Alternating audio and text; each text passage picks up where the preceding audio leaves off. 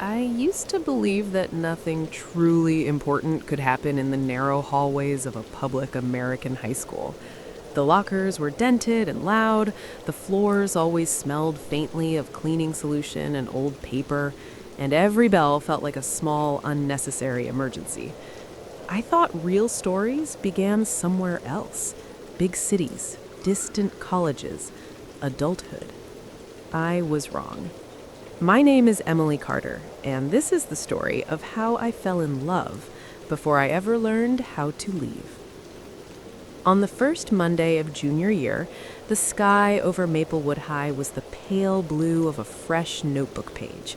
Summer hadn't fully let go yet, and the heat clung to my skin as I stood in front of my locker, trying to remember the combination I had definitely known last year. Around me, the school buzzed back to life. Laughter bouncing off walls, the metallic slam of lockers, the squeak of sneakers against linoleum. "Come on," I whispered, spinning the dial again. "Don't do this to me." That locker's had beef with everyone since sophomore year. The voice came from behind me, low, amused. I turned and saw him for the first time. He was taller than I expected, with dark hair that looked like it had never met a comb, and eyes the color of wet pavement after rain. He wore a faded denim jacket over a gray t-shirt, and his backpack hung from one shoulder like he hadn't bothered adjusting it since middle school. "I'm pretty sure it's personal," I said, stepping aside so he could pass. "It opens for everyone else, just not for me." He smiled, and something in my chest shifted, like a door cracking open. "Want help?" he asked. "I'd marry you," I said automatically, then froze. "I mean, if you can open it, not... Wow, sorry." He laughed, not the polite kind, but the real kind, the kind that makes your eyes crinkle. "No pressure. I'm Jake." "I'm Emily," I said, watching as he leaned in and spun the dial with easy confidence. The locker popped open immediately. "See?" he said. "It just needed someone new." I didn't know then how much that sentence would matter. Jake Turner sat 2 rows over from me in AP English, the only class I was actually excited about. Our teacher, Mrs. Holloway, believed literature was a conversation with the past, and she made us argue with dead authors like they could hear us. I loved that class. I loved how words could feel alive. I loved, very quickly, how Jake paid attention. He didn't talk much at first, but when he did, the room seemed to tilt toward him. He had a way of cutting through long discussions with a single sentence that made everything clearer. He wrote in the margins of his books, small notes and underlines, like he was having a private argument with the text. I watched him more than I should have. At lunch, my best friend Lily noticed. "You're staring," she said, stealing a fry from my tray. "I am not." "You are, and it's cute. Who is he?"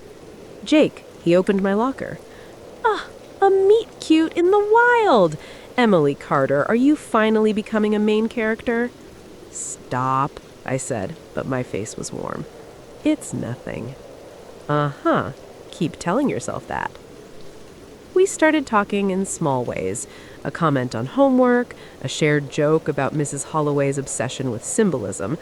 Sometimes we walked together between classes, our steps falling into an easy rhythm. One afternoon, as the leaves began to turn the sidewalks gold, Jake asked me if I wanted to study together. "Like, together?" I asked, instantly hating how awkward I sounded. "Yeah," he said. "There's a coffee shop near the park. It's quiet." I said yes before my fear could catch up. The coffee shop smelled like cinnamon and burnt espresso, and indie music hummed softly in the background. We sat across from each other, books spread between us, but studying quickly turned into talking. "Do you ever feel like you're already nostalgic for this?" Jake asked, tracing the rim of his mug. "For what?" "For now," he said. "For being here, before everything changes." I nodded slowly. All the time. That was the moment I realized he saw the world the way I did, or at least close enough that it felt safe. Our relationship didn't announce itself with fireworks. It grew quietly, in small glances and inside jokes, in the way he always waited for me after class, and the way I started saving him a seat. The first time he held my hand, it was during a football game I barely cared about. The crowd roared, the band played, and his fingers slipped into mine like they'd always belonged there. I didn't look at him, afraid the moment would break if I did. It didn't. Later, under the stadium lights, he kissed me. Soft, careful, like he was asking a question. "Yes," I whispered against his lips. Being with Jake felt like learning a new language made entirely of small things. The way he brought me my favorite candy on bad days. The way he listened when I talked about wanting to be a writer, even when I doubted myself. The way he let me see his fears about not being enough, about the future pressing in too fast. But love, even young love, is never just simple. Senior year loomed ahead of us like a fork in the road. College brochures stacked up on my desk, each one a promise and a threat. Jake talked about staying close to home, about responsibility, about his dad's expectations. Sometimes, late at night, I lay awake wondering if love could survive distance or difference. I didn't have the answer yet.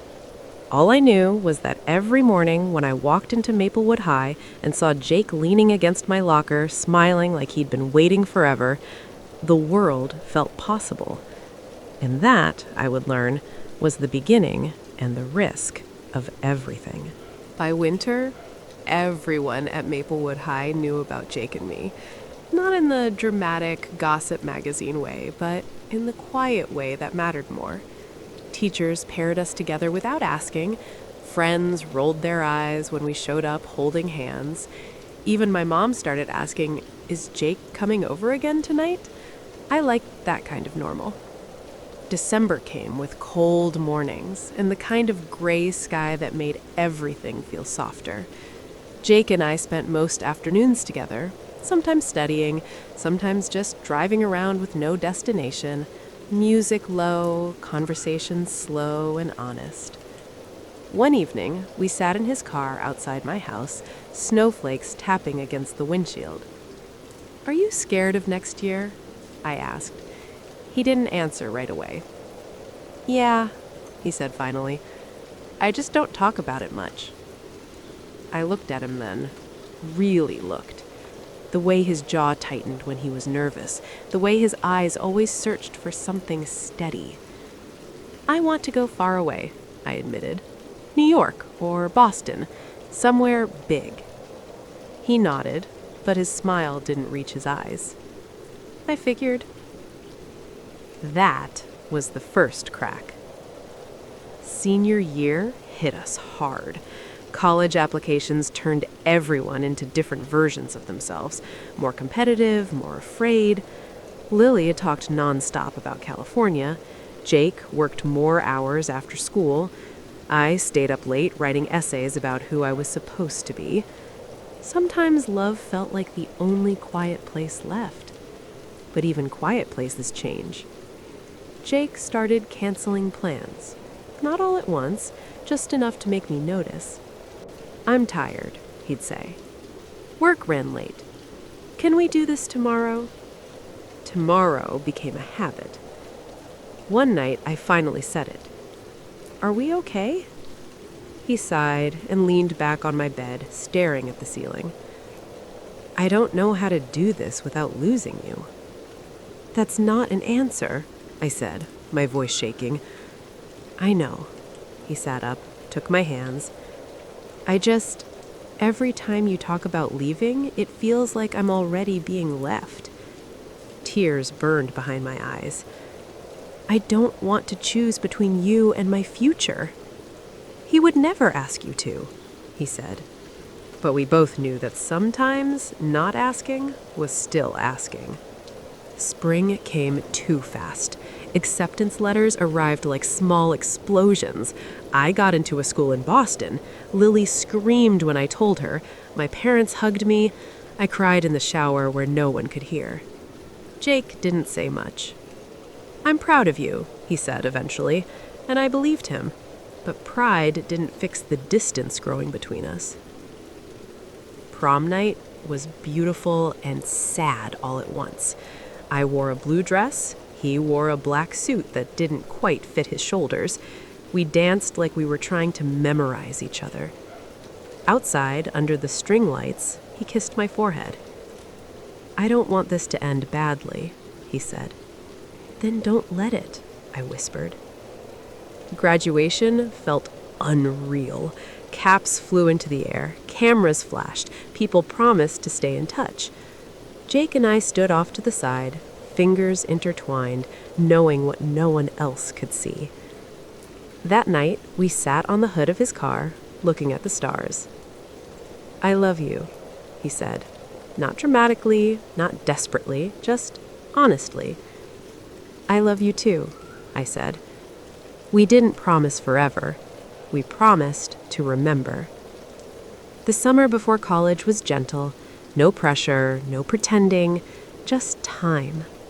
We watched old movies, swam in the lake, lay on the grass talking about everything and nothing. On my last night before leaving, he walked me to my door. "Don't disappear," he said. "I won't," I replied. We hugged for a long time. Then I went inside.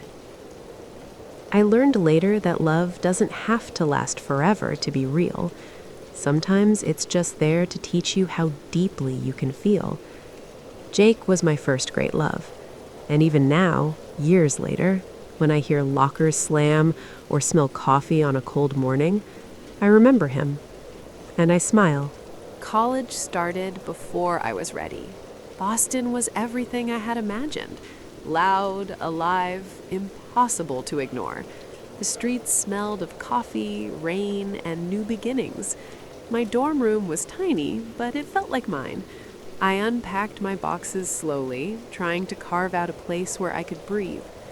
Jake and I kept in touch at first. Texts in the morning, calls in the evening. I showed him my campus, my favorite coffee spots over video. He told me about shifts at his part-time job, about the books he'd been reading, about small victories I couldn't be there to see. But slowly, the messages got shorter. Calls became less frequent. I tried not to notice the gaps, but they grew anyway.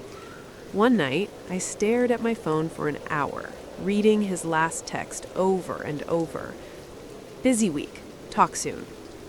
Talk soon was a promise we both knew might never be kept. I met people in Boston, roommates, classmates, strangers in the library who became friends. Life kept moving. Classes, essays, late-night walks, studying until my brain felt fuzzy. I missed Jake more than I expected. Not just missing him, but missing the version of myself that existed only with him. Then, in early October, I got a call. "Emily," his voice said, low, almost fragile. "Can we talk?" I could hear a quiet noise in the background, a siren or maybe wind. My chest tightened. "Of course," I said. He asked me to meet halfway, at a small coffee shop between Boston and his town. I agreed immediately, even though it meant a 4-hour train ride. I wanted to see him. I wanted to understand. When I arrived, he was already there, sitting at a corner table, hands wrapped around a mug. He looked older somehow, like the months apart had stretched him. His hair was longer, slightly messy, but his eyes were still wet pavement after rain. We didn't hug at first. We just sat, letting silence fill the space.